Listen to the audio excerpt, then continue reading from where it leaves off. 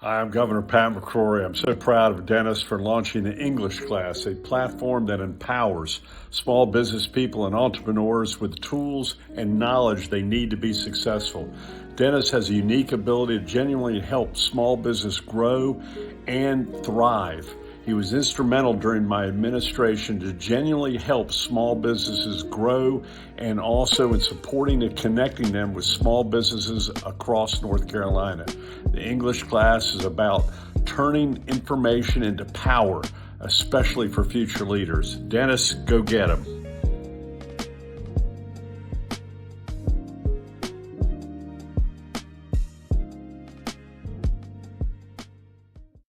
Welcome back to the English class. We have today a special guest, Dave Machado, Executive Director of North Carolina Coalition of Charter Schools. Thank you, How are Dennis. you, Dave? I'm doing great. Thanks for inviting me. Looking forward to it. Excited to have you on. Excited.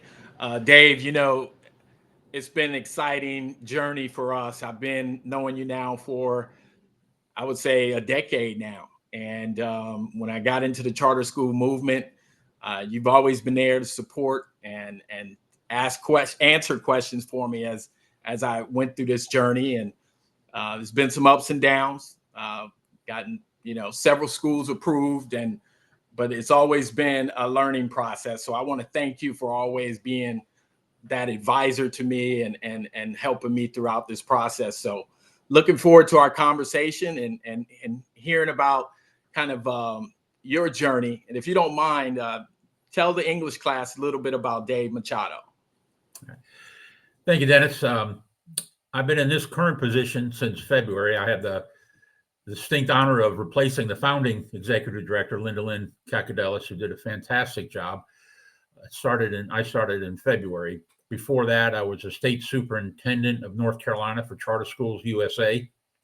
And then before that, I was the executive director for the Office of Charter Schools for 6.5 years. And I think that's when you and I met and started our journey together. And Yes. And then before that, I was the director of Lincoln Charter School in Lincoln County, which is the largest brick and mortar charter school. And before that, I was in the private industry. So my background is business and operations. And that's really what a charter school is. It's a small business. And I've been very fortunate in my journey. I feel like all the jobs I've had up until now has prepared me for the position I'm in right now. Absolutely. Absolutely. And it's always an honor to see those leaders like you in positions where you could have a well-rounded experience. So I want to just dive into the coalition and really talk a little bit about the mission and really what you do on a day-to-day basis to ensure that mission is a reality across North Carolina charter schools. So if you don't mind, talk a little bit about your day-to-day and what keeps that mission going. Okay. So the coalition was formed about 7 to 8 years ago. A group of charter advocates, some of the heavy hitters in North Carolina, saw a real need for an organization that will spend the majority of its time lobbying the General Assembly for charter school laws. We advocate for fair funding for our schools, and we also advocate for autonomy. The whole purpose of a charter school is to get away from the bureaucracy, get away from the regulation, and see if we can't be innovative and creative with that flexibility. And hopefully we've proven that we can do that. And traditional public schools can learn from us and we can learn from them. So that's the mission. So as far as what I do day to day or by the week, I'm constantly trying to recruit more schools into our fold. We have close to 100 schools right now. I think there's 200. Oh, wow. 200 and some charter schools in the state. We have almost half of them. I am on the phone constantly helping leaders that they'll call, ask questions. We don't give legal advice, but we do give advice that we know will help the school. We do have a Matthew Tilley on is our counselor. He doesn't give advice to individual schools, but he will give broad advice as far as things that to do and not to do. And then obviously we're talking to our lobbying group weekly We have Sure. probably the two best lobbying groups in the state, Harry Kaplan and his team, and Dylan Reel and his team, and they Sure. have great relationships with the General Assembly. So we're constantly talking about bills we'd like to get through, some bills we'd like to stop from getting through. Sure. And then obviously talking to the Charter School Review Board now that they really have even more power than they did before. And trying to stay in close contact with Ashley Bagaro, the director of the Office of Charter School. Obviously, she and I have a great relationship. She was my assistant when I was there. So that's, I remember that. We're trying to reach out to the stakeholders and make sure I can answer as many questions and serve them, because our membership is about serving our schools. Sure. No, that's a lot that you do. And I know sometimes when I can't get a hold of you, hey, look, I always understand, you got a lot on your plate. And so I know eventually you will get around to my question. And I feel bad sometimes I got a little small question, I feel like, but you always return my call. So thank you for that. I do want to dive into the policy aspect of the work that you do on the lobbying side, because a lot of I would imagine those who don't live it every day really don't understand what goes into government relations and the process of getting a bill passed. And so just looking back over the last, I would say, goodness, we could say the decade in North Carolina charter school policy, what would you say have surprised you in the last decade in terms of just how we've evolved? I think the charter school movement started quite a few years ago in North Carolina. I think we're approaching our 30th year now. So at first it was an experiment, and then started really getting traction. And then all of a sudden, that's when they had the cap on the charter schools. You can only have 100 in North Carolina. When that was lifted, there was just a huge influx of applications and new schools. And so I think what started as maybe a small movement has really grown into almost a school district on our own. If you put all the charter schools and the number of students we serve throughout North Carolina, I think we're the third or fourth largest school district in the state if we were considered our own LEA. Wow. So the charter school movement has really grown. It's matured. It's more difficult now for a new school to get off the ground, as you know, because you're involved in the application process. But one of the things that Ashley showed in her report, her annual report, was the enrollment of charter schools has increased while the number of charter schools has decreased slightly. So that's showing that our high quality charter schools are more popular than ever, but it's so hard to get into those schools. I think there's almost 100,000 students on the wait list. Wow. So that's pretty big. Yes. And we got to keep trying to get more good charter schools in our state, particularly in our rural areas. Yeah. What do you see some of the battles in terms of legislatively? I know we have a strong lobbying team that stays on top of, what's happening. Like you said, we always we try to stay on offense more than defense, but what do you see some of the challenges, legislative priorities for the coalition going into the next legislative cycle? I think one of our highest priorities always is fair funding. We get charter schools get about 75 cents on a dollar in funding. And on the state level, we're probably 95 cents on a dollar. It's in our local funding that we're not. So fair funding is always a top priority for ours. We want to make sure that the money that's allocated by the General Assembly to educate that child is following that child when they come to one of our schools. That isn't always the case. The General Assembly has been very supportive in trying to make sure that does happen. So again, I think that's a very high priority. Another high priority of ours is our EC funding is capped at 12.5%. That's for traditionals and charter schools. We feel like most of our charter schools, EC, which exceptional children population, is much greater than 12.5% of their population. So we really like to see Absolutely. The EC money just follows that child no matter how many they have in each school. That's a high priority. And we'd also like to see more local funds going to charter schools. The General Assembly passed a law several years ago saying that local county commissioners may fund charter schools. It used to be where they could not. The only way they could fund them was through the per student allotment. Now they're allowed to give them capital funding or for certain projects. I think we've only got 2 charter schools that were able to do that, but we'd like to see more of that so our schools can truly serve the children that they're serving.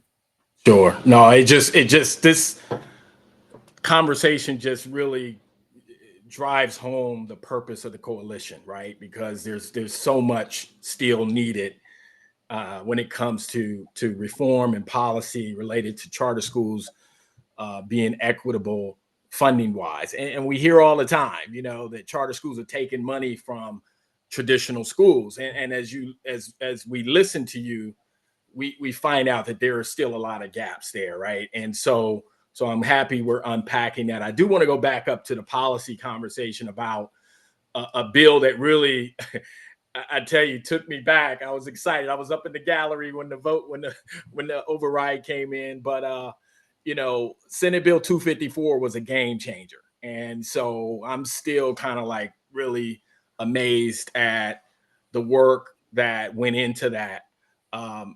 Talk a little bit about that in terms of overall what it is for folks who don't know what it does and then the impact that will have going forward. Yeah, we're very, very excited about the passage of Senate Bill 254. We're very appreciative to the General Assembly for seeing the need to enact that law. That, like you said earlier, that's been a game changer. If you'd asked me 20 years ago, would we ever see a charter school advisory board become a charter school review board, which is actually the ones that are authorizing new charters, renewals, all things charters, I would have said, no, there's no way. But the fact that happened is just a game changer. The Charter School Review Board is not a rubber stamp for charter schools. I think, and just even in this cycle, they've probably turned down more than they've Absolutely. Approved. And overall, I think they probably approved, I think it's 35% of all applications that have come before them. And it's really interesting. The review board actually wanted to close 2 schools, and the state board voted to keep them open. So that shows that the review board is not a rubber stamp. But to get back to the impact of this Senate bill, now the Charter School Review Board is the authorizer, and the State Board of Ed is the appeal process. So if they make a decision and whatever body it affected is not happy, then they go to the State Board to appeal it. But the State Board of Ed, Department of Public Instruction, they cannot pass a policy or a regulation or anything without it going before the review board first. They've got to okay it. They've got to vet it, which is again a game changer. Sure. A lot of times the State Board of Ed would make a policy probably thinking traditional public school, and all of a sudden charter schools sort of got tagged along with it. Well, now the review board will make sure, no, this is not pertaining to us. And I think all stakeholders are really trying to figure this. How does this impact us? I think the review board is in a transition right now, trying to understand what powers they do have. Stephen Walker, their attorney, done a fabulous job moving them along. I think our schools are trying to realize, well, is this regulatory or is this legislative?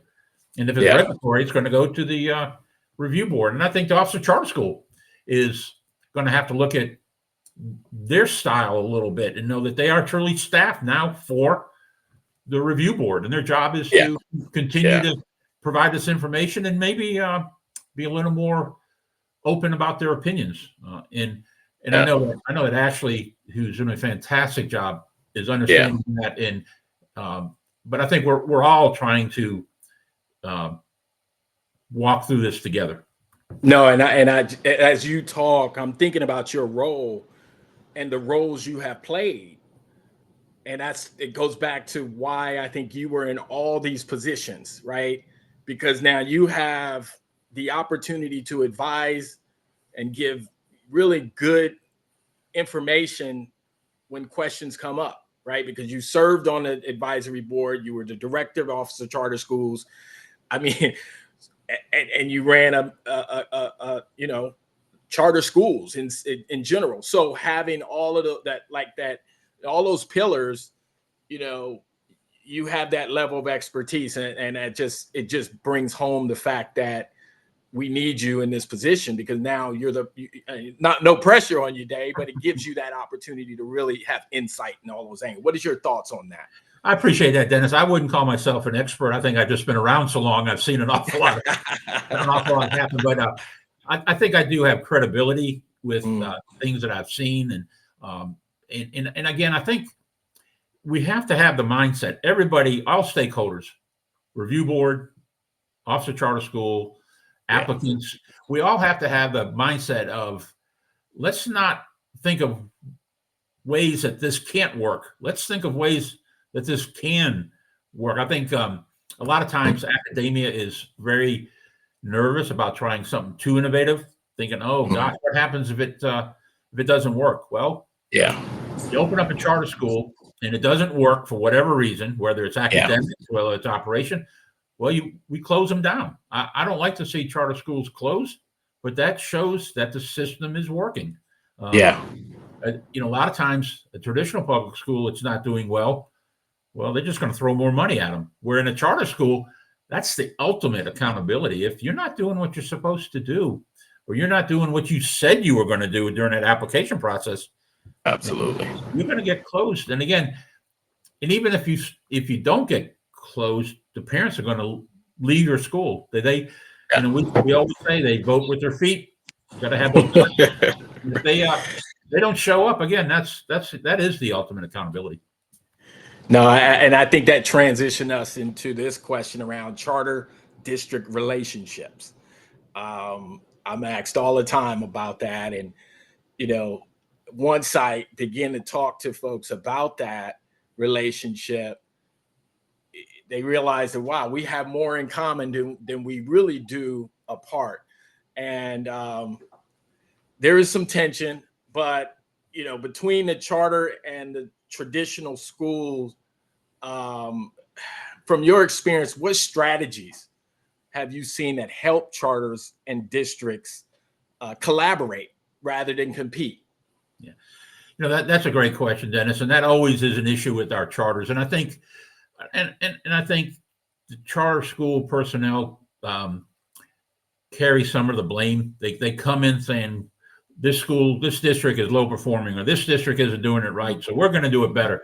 That's not the approach to take. I encourage applicants to reach out to the local district, reach out to the superintendent, reach out to somebody at central office and tell them what you're going to do. Be upfront about it, and then reach out. There's examples all across the state where there is a good relationship, or there's a better relationship between the district and the charter school.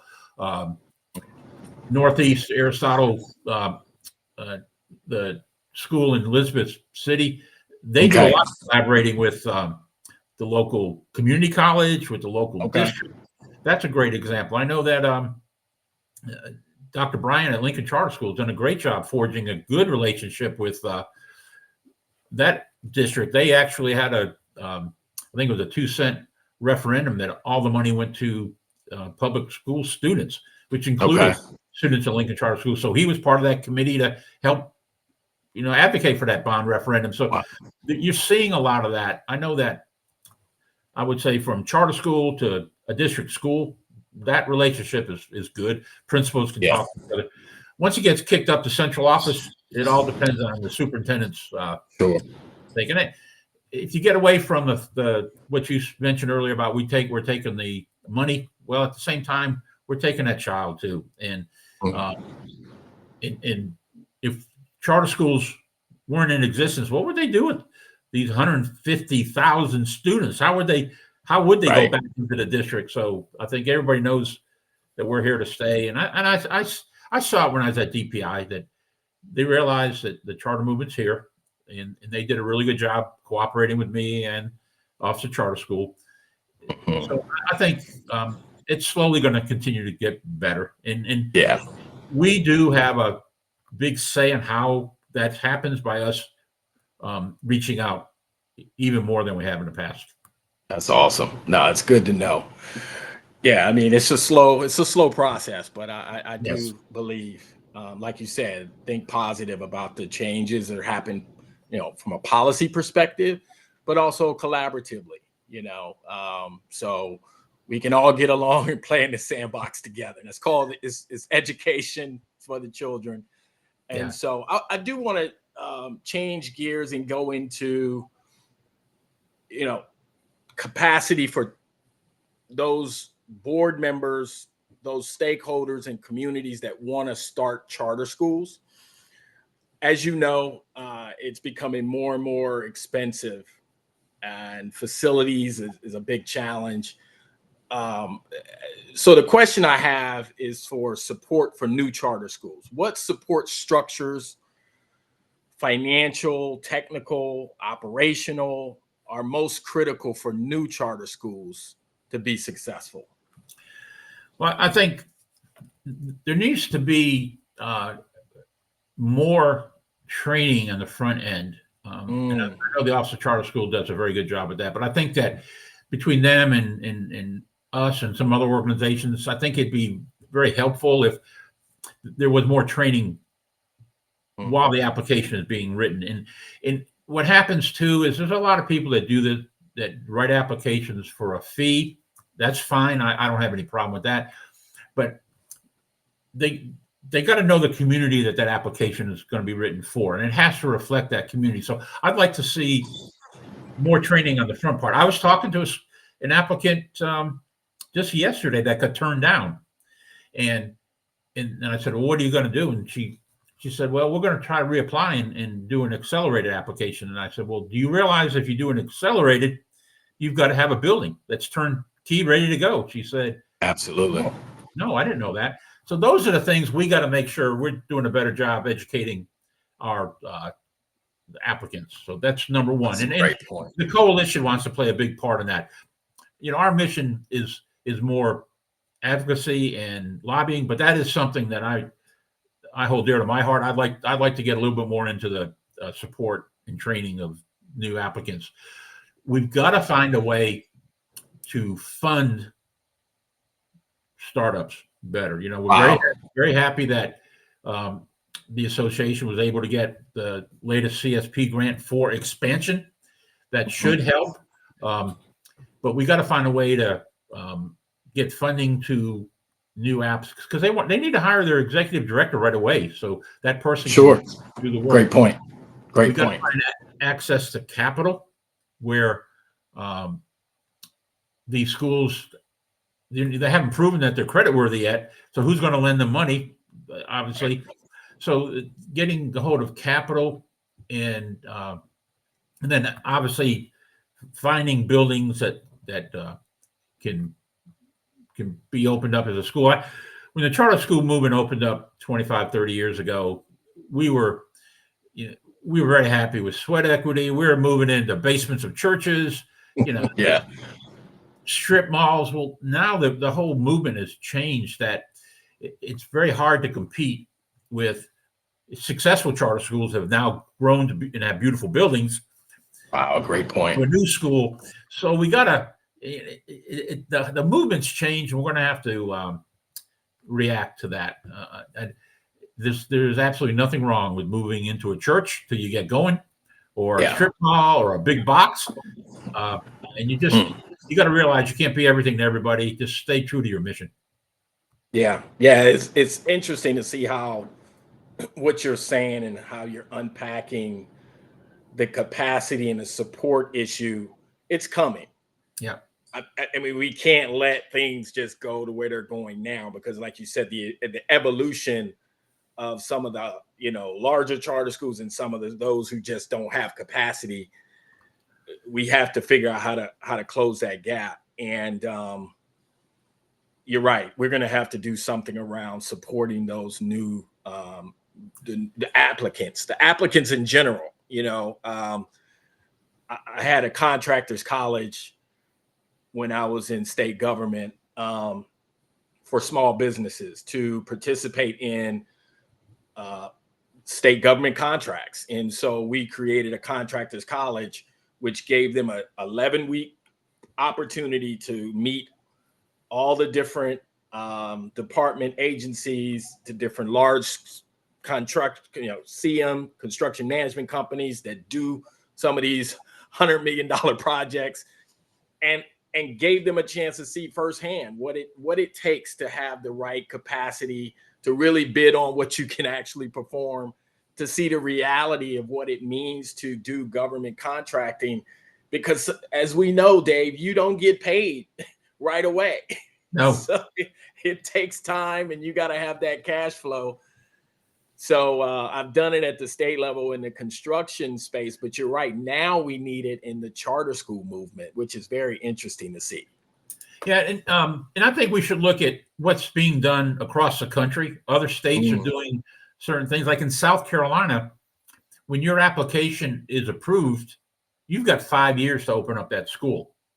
So, wow. Yeah. So, I hear all the time from applicants, well, nobody's going to lend us any money. Nobody's going to build us a building because we don't have a charter yet. So that is one way to look at it. Well, we can approve the charter, so everybody knows, well, this school's got a charter, and the state will fund them when they open up. But you got 5 years to work out all the details. Wow. It's hard to open up a school in 18 months, from permitting to building to opening up. So I think that's a great concept. I think we should look seriously into doing it that way. And then what I do like now is when an application is approved and it's supposed to open up at a certain time, and if they don't open it up, then they can ask for a delay. And it used to be, well, you asked for a delay, but that took off 1 year of your charter. Now they're not doing that anymore. So that's good. But I would like to see us do something similar to what South Carolina is doing. Is here's your charter, open it up, and in Florida, you've got to they do something similar, and it's been successful. Wow. Well, I'm sure the review board is now looking at best practices. I would imagine you and I aren't the only ones having this conversation. So, right. I believe in that board that they're doing that, because now they are going to be responsible for these kind of things going forward. So excited about that. As we go into a couple more questions before we wrap up, I do want to talk more about innovation and curriculum, and how charter schools in North Carolina are creating innovation in their curriculum, and how are we embracing that workforce development. We now know that we're going into a new age technology wise, and with AI now being a lead driving force, we have to be educating our students in a different way now, right? And so can you talk a little bit about some of the innovation you're seeing out there in terms of career and technical education? Yeah, I think we're seeing charter schools, either new ones saying that's their focus, or some of our successful ones maybe moving towards that. I know majority of our charter schools, their mission is college prep, which is great. But now I think those college prep curriculum schools are seeing that college isn't for everybody, and tacking on $100,000 worth of education debt probably isn't the way to go anymore. And exactly. So now they're moving towards trying to provide more technical and career classes. We've got a new school in the Huntersville area called Aspire Trade High School. They're in their fourth year right now, I believe, or third or fourth year, and it is a trade high school. and they have about 300 and some students. I visited them maybe a month ago, and you walk in. It's a beautiful building. You walk in, and upstairs is your normal classroom looking type setup, but downstairs is large areas of trade functions. You got a big thing for automotive. They got a culinary kitchen that restaurants would kill for. They've got Nice. like nursing tech. They've got welding. They've got heating and air conditioning. And what they've been able to do is partner with the local industry, large and even some independents, where they will put their equipment into the auto mechanic. Yeah, absolutely. Or the Wow. HVAC people will put their equipment into there and help train. And I asked Jennifer Nichols, their executive director, I said, what's the advantage of that industry doing that? She said, well, they get first crack at our kids. And I thought, perfect. Wow. They're doing internships. Yeah. The kids are coming out of there with welding certificates. So that is a very innovative thing that the charter school person saw and has opened up. And that school is going to do nothing but continue. Absolutely. Wow. My wife told me all the time when I was at Lincoln Charter, you need to have a home ec class. You need to have. I can't put it in my schedule, but she was exactly right. She's exactly right that we need more of that type training. And I think that Northeast Aeronautical, they have kids that go to the military base that are working in the hangars with helicopters and airplanes. Wow. Okay.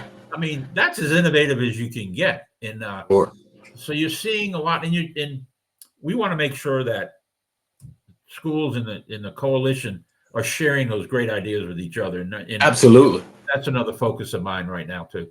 Absolutely. Yeah, that's good. I wanted to make sure we hit on that because, charter schools are built different, right? And so I try to tell folks all the time in the community, it's like a restaurant, right? We all have an option to pick and choose where we want to eat. And if my child is very skilled on a specific area of focus, it's going to be where I send my child. If it's science, and that school is going to be tailored to my child. And so, I mean, I'm glad to hear there's some innovative things, especially with the workforce right now and going back to the trades. I see that happening more and more, especially with what's happening in Washington, D.C., with how the Department of Education is now partnering with the Department of Labor. Yep. We're seeing some innovative things now, even at the federal level, that's going to eventually come down to the state level to provide these real hands-on skills that we're going to need because, I mean, they're just going to continue to go out of the country. And so exciting to hear that we're participating in that. I do want to kind of close out with kind of what your vision is. I know you have a lot on your mind about what you want to see for the next, 5 years out, but if you could wrap up kind of what you see in terms of charter schools, the role in North Carolina education, and what needs to happen politically for your vision to become reality. I think that I think we need a new mindset when it comes to the application.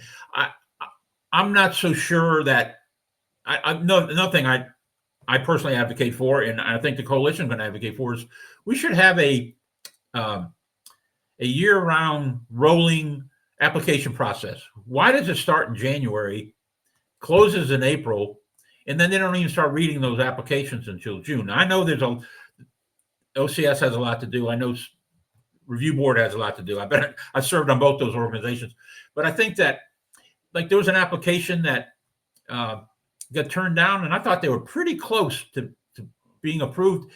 It would have been nice for the Review Board to say, "Hey guys, you're pretty close. Work on this and come back in application cycle 2," and so you don't have to wait a whole year. And then the application cycle ends in April.